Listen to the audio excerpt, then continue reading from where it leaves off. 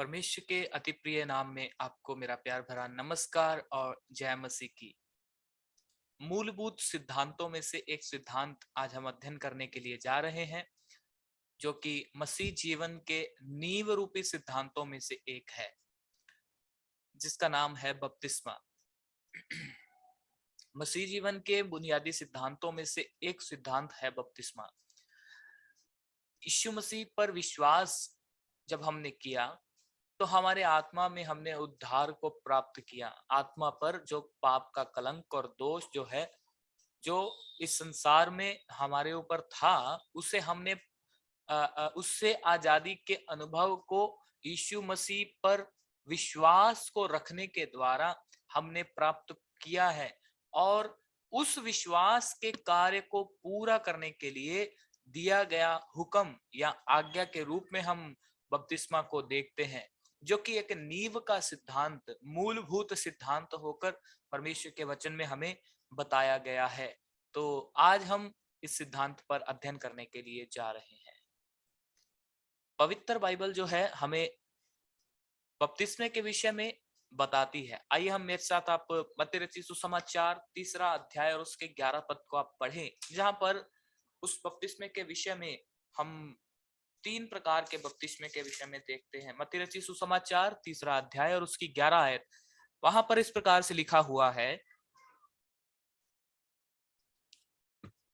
मैं तो पानी से तुम्हें मन फिराव का बपतिस्मा देता हूं, पर जो मेरे बाद आने वाला है वह मुझसे शक्तिशाली है। मैं उसकी जूती उठाने के योग्य नहीं। वह तुम्हें पवित्र आत्मा और आग से बपतिस्मा देगा। उसका सूप उसके हाथ में है और वह अपना खलिहान अच्छी रीति से साफ करेगा और अपने गेहूं को तो खत्ते में इकट्ठा करेगा, परंतु भूसी को उस आग में जलाएगा जो बुझने की नहीं। पढ़े गए इस भाग पर प्रभु अपने अनुग्रह और आशीष को हमें दे।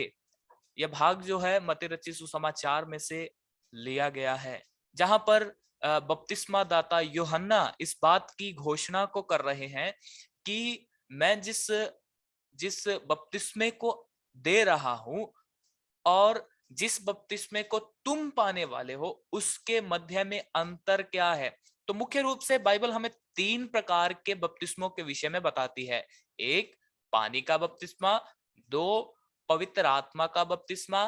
तीन, आग का बपतिस्मा। इस बपतिस्मे के सिद्धांत को सीखना इसलिए भी जरूरी है क्योंकि संसार में, इस मसीही समाज में परमेश्वर के वचन की व्याख्या गलत प्रकार से, wrong interpretation of the word of God, परमेश्वर के वचन की गलत व्याख्या हो जाने के कारण और अन्य अन्य प्रकार की शिक्षाओं का परमेश्वर के वचन में मिलावट हो जाने के कारण झूठी शिक्षा का उद्गम हुआ है। और अन्य अन्य प्रकार के बपतिस्मों के विषय में आज शिक्षा चलन में है। इसलिए प्यारो, आप जो मेरी आवाज को सुन रहे हैं, आपको बपतिस्मे के विषय में जानना जरूरी है। पहला बपतिस्मा पानी का बपतिस्मा है, जिसके विषय में आज हम सीखने के लिए जा रहे हैं। और दूसरा जो है, इसके 2 भाग हैं। पानी के बपतिस्मे के 2 भाग है। पहला भाग यीशु मसीह के समय में यूहन्ना बपतिस्मा दाता द्वारा पूर्ण हो चुका है और वो मन फिराव का बपतिस्मा था। और दूसरा भाग आज उस बपतिस्मे का कार्य पूरा होता जा रहा है, जो कि यीशु मसीह पर विश्वास किए का एक चिन्ह होकर, यीशु मसीह के आज्ञाकारिता का एक प्रमाण होकर बपतिस्मा को हम देखते हैं। और इस बपतिस्मे को हर एक विश्वास करने वाले को प्राप्त करना अनिवार्य है। आइए हम एक एक करके इस बपतिस्मा को सीखेंगे। दूसरा बपतिस्मा जो है वो पवित्र आत्मा का बपतिस्मा, जो कि उद्धार प्राप्त करने के समय, जब हमने अपने यीशु मसीह के जी उठने के उस खुशी के संदेश को सुना, जब हमने आप तक जो सुसमाचार की खुशी का संदेश जब पहुंचा, तो उसकी सामर्थ्य के द्वारा पाप की गुलामी से उस आजादी के दरमियान प्राप्त होने वाला बपतिस्मा है पवित्र आत्मा का बपतिस्मा। उस समय पवित्र आत्मा की भरपूरी को प्राप्त कर कर आपने उस सामर्थ्य में, ईश्वरीय सामर्थ्य में होकर उस बपतिस्मे को प्राप्त किया है। तो ये दूसरे बपतिस्मे के विषय में। तीसरा हम देखते हैं, तीसरा बपतिस्मा कौन सा है? तीसरा बपतिस्मा है आग का बपतिस्मा। ये आग का बपतिस्मा हमें क्या दर्शाता है? ये आग का बपतिस्मा हमें उस न्याय को दर्शाता है जो बहुत जल्द आने वाला है। प्रियो, मैं आपको बताना चाहता हूं, यीशु मसीह जिस रीति से गए थे, यीशु मसीह जिस प्रकार से अपने अपने शिष्यों को जो है वायदा देकर गए थे कि मैं जा रहा हूं तुम्हारे लिए जगह तैयार करने, वो क्रूस की मृत्यु से पहले किया गया एक वायदा था। तब यीशु मसीह ने क्रूस पर बलिदान के द्वारा स्वर्ग में उस जगह को तैयार किया, और उसके पश्चात जब स्वर्ग लोक में, है ना, पुनरुत्थान के पश्चात स्वर्गारोहण जब यीशु मसीह का हो रहा था, उस दरमियान यीशु मसीह ने अपने शिष्यों को कहा कि फिर से मैं आने वाला हूं। आइए आप प्रेरितों के काम पुस्तक में आए, प्रेरितों के काम पुस्तक, और उसके हम कुछ अध्याय कुछ आयतों को हम पढ़ेंगे, प्रेरितों के काम और उसका पहला अध्याय, जहां पर प्रेरित गण अब उस कमरे में इकट्ठे होकर जब जब जब वे लोग यीशु मसीह के उठाए जाने के पश्चात उस बाट को जो रहे थे, जो यीशु मसीह ने 8 आयत में, पहले अध्याय के 8 आयत में उनसे कहा था कि परंतु जब पवित्र आत्मा तुम पर आएगा तब तुम सामर्थ्य पाओगे, और यरूशलेम और सारे यहूदिया और सामरिया में और पृथ्वी की छोर तक मेरे गवाह होंगे, मेरे गवाह होंगे। तो ये गवाही को देने के लिए बपतिस्मे की आवश्यकता है प्रियो। बिना बपतिस्मे के इस गवाही का महत्व रह नहीं जाता है, क्योंकि ये आज्ञाकारिता का एक चिन्ह होकर परमेश्वर के वचन में हम देखते हैं। तो हम देखेंगे 11 आयत में, जहां पर इस प्रकार लिखा हुआ है, और 10 और 11 दोनों को पढ़ेंगे। उसने जाते समय जब वे आकाश की ओर ताक रहे थे, तो देखो 2 पुरुष श्वेत वस्त्र पहने हुए उनके पास आ खड़े हुए, और उनसे कहा, हे गलीली पुरुषों, तुम क्यों खड़े आकाश की ओर देख रहे हो?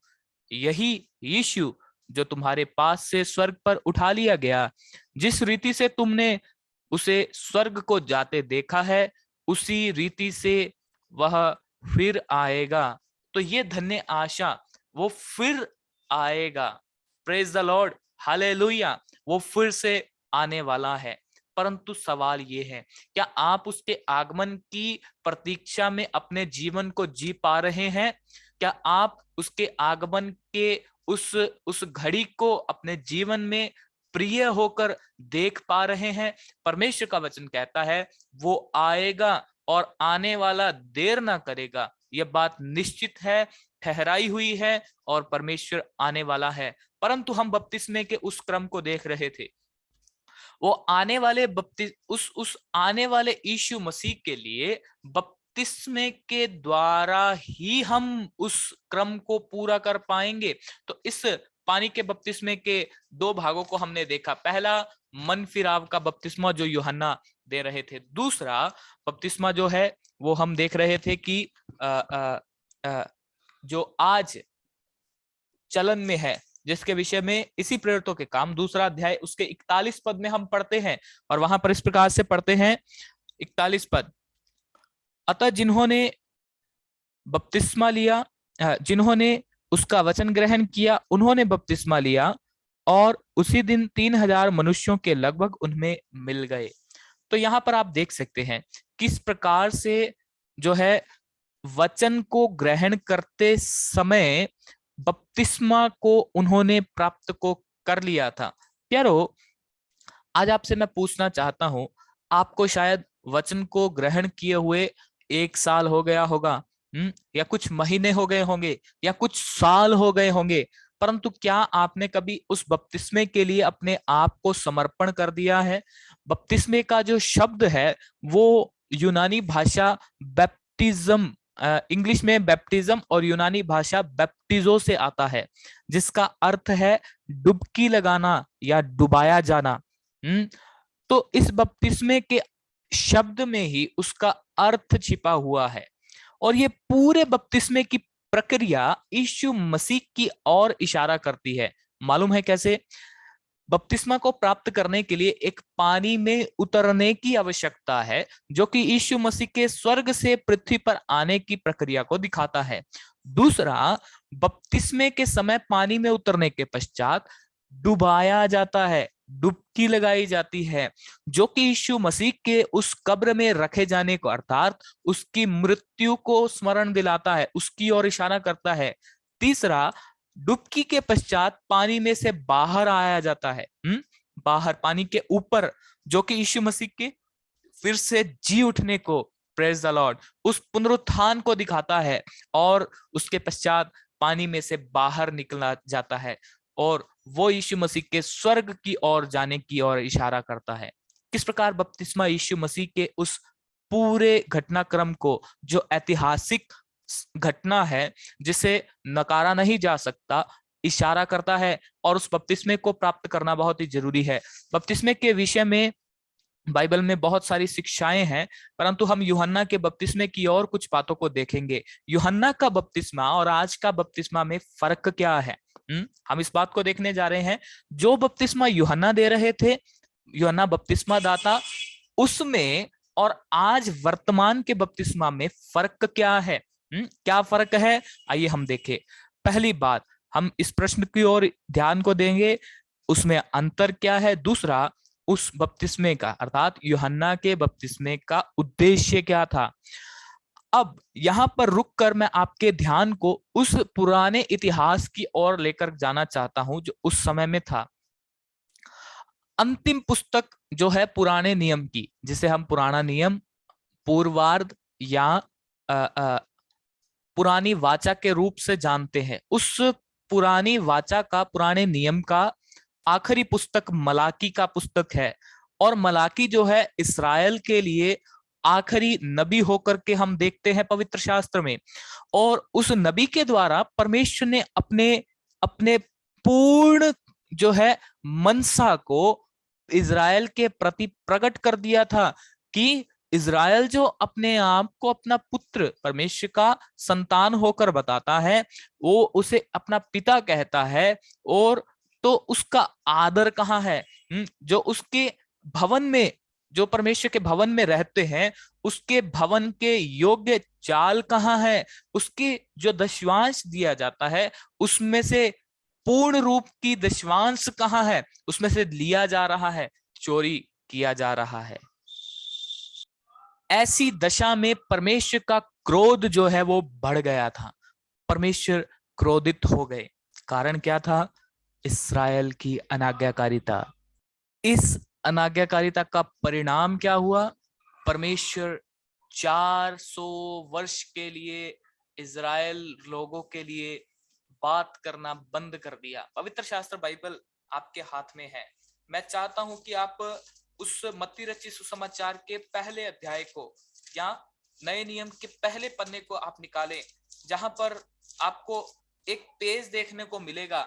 आप यदि नहीं देख पा रहे तो इस बाइबल में देख सकते हैं। यहाँ पर आपको व्हाइट कलर का पेज दिख रहा है, व्हाइट कलर का पेज। तो ये क्या है? यहां से लेकर के और यहां तक, यहां से नए नियम की शुरुआत हो रही है। ये पूरा एरिया जो है मलाकी की पुस्तक, और ये पूरा एरिया जो है, ये पूरा एरिया जो है वो शांत समय था। उस समय में परमेश्वर ने अपने लोगों से बात नहीं की। कारण क्या था? इजराइल का पाप। प्यारो, पाप से परमेश्वर को नफरत है। अनाज्ञाकारिता, अनाज्ञाकारिता से परमेश्वर प्रसन्न नहीं होते हैं।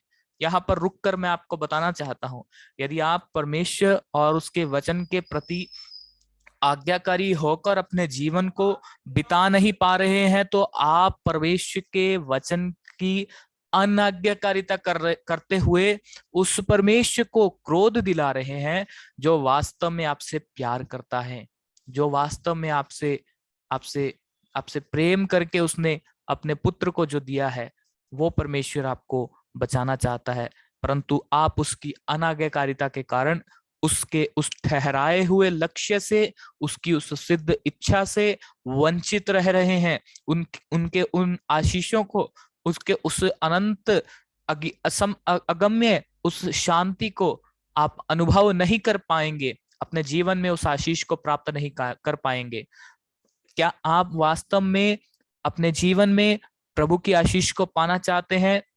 आइए आज फैसला करें, मैं प्रभु और उसके वचन के प्रति आज्ञाकारी होकर जीवन को बिताऊंगा। तो 400 साल के शांत समय के पश्चात परमेश्वर ने अपने अपने उस पुत्र के लिए मार्ग को तैयार करने के लिए एक एक अगुआ भेजा, जो एक वास्तव में महान नबी होकर के उस समय के यदि आप इतिहास को देखें तो उस समय में इज़राइल के उस प्रभावशाली नबियों में से एक नबी था, यूहन्ना बपतिस्मा दाता। और उन्होंने जो है इस प्रकार से प्रचार करना शुरू किया, मैं जंगल में पुकारने वाला एक शब्द हूं, जैसा यशायाह नबी की पुस्तक में लिखा है कि प्रभु का मार्ग सीधा करो, उबड़ खाबड़ मार्ग सपाट करो, और समतल भूमि को तैयार करो कि मार्ग सीधा हो।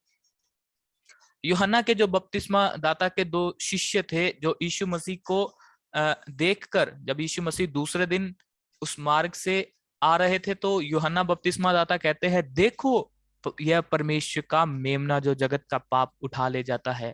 यूहन्ना अपने उपदेश के द्वारा अपने उन लोगों को इस तैयारी की ओर लेकर जा रहा था कि जब तुम उस मुक्तिदाता को, उद्धारकर्ता को देखोगे, तब तुम उसे झुककर दंडवत करना, नमन करना, आराधना करना, उसकी महिमा करना। परंतु उसके विपरीत हम क्या देखते हैं? उन्होंने उसकी आराधना नहीं की, परंतु उससे जाके एक सवाल करते हैं, क्या हे गुरु तू कहाँ रहता है? परंतु उस विषय को मैं ज्यादा नहीं, तो यूहन्ना के बपतिस्मे और आज के बपतिस्मे में अंतर क्या है? तो उस समय में यूहन्ना बपतिस्मा दाता जो प्रभावशाली नबी थे, यह बताना चाहते थे कि यदि आप परमेश्वर की ओर फिर गए हैं तो समाज में उसकी गवाही को देने के लिए, उसका प्रमाण देने के लिए मन फिराव का बपतिस्मा आपको लेना जरूरी है।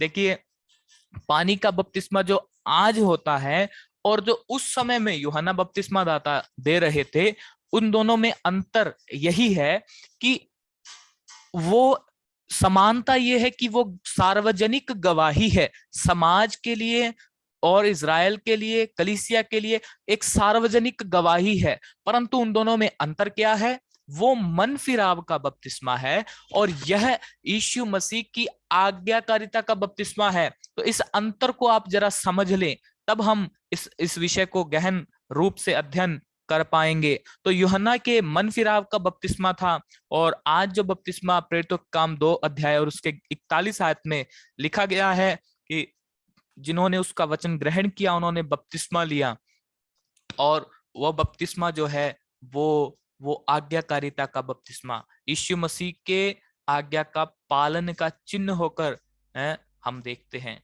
तो इस बपतिस्मे के संबंध में आपके क्या विचार हैं? आप किस प्रकार इस दोनों दोनों भविष्य इस भविष्य इस बपतिस्मे को देख पा रहे हैं? मन फिराव का बपतिस्मा आज जरूरत नहीं है, और दूसरा आज्ञाकारिता का बपतिस्मा आज जरूरत है। मेरी आवाज को सुनने वालों में से जिन्होंने यीशु मसीह के नाम का बपतिस्मा लिया है, क्या आप उस बपतिस्मे के उस जीवन को जी पा रहे हैं? इसका अर्थ वास्तव में क्या है?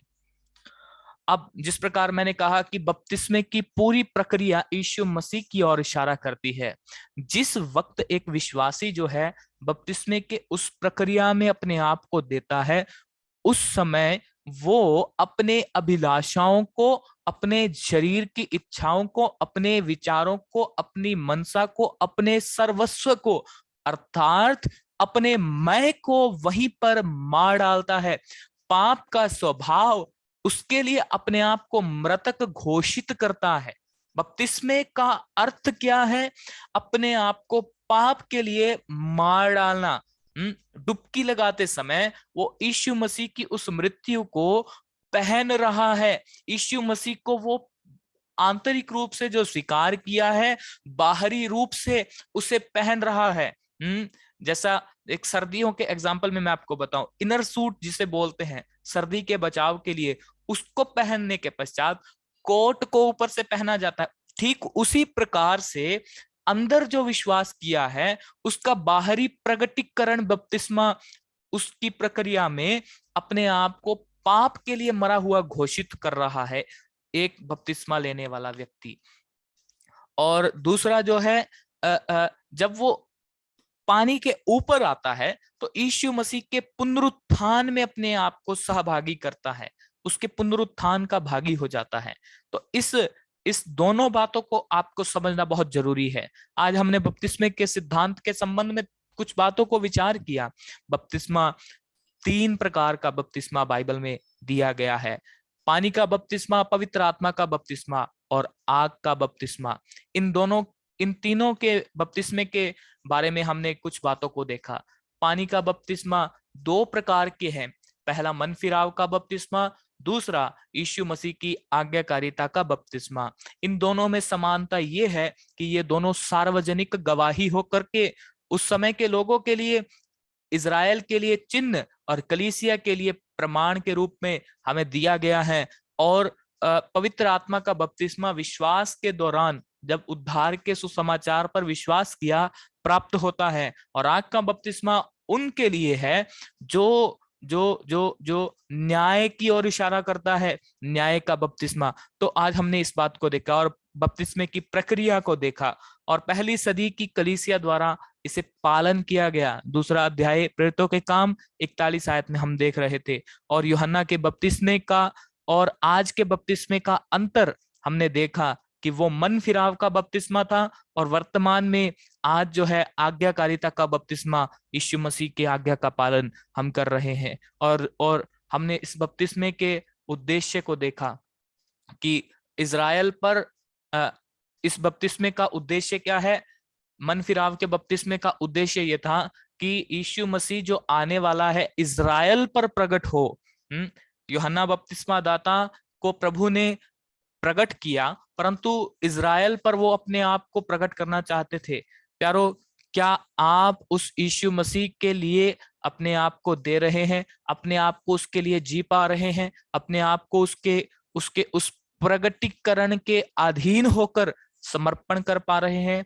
क्या आप जिस दिन उस बपतिस्मे को जिन्होंने लिया है, जिस समय आपने बपतिस्मा लिया था उस समय कुछ वायदे परमेश्वर के लिए किए थे, क्या आप उस वायदों को पूरा कर पा रहे हैं? आज परमेश्वर चाहता है उन्हीं वायदों को रीजेनरेट, रिन्यू करने के लिए, है ना, फिर से उसे उसे ताजा करने के लिए और उसे उसे परमेश्वर की महिमा के लिए पूरा करने के लिए परमेश्वर चाहते हैं। और इसलिए शायद ये विषय परमेश्वर ने मेरे मन में दिया।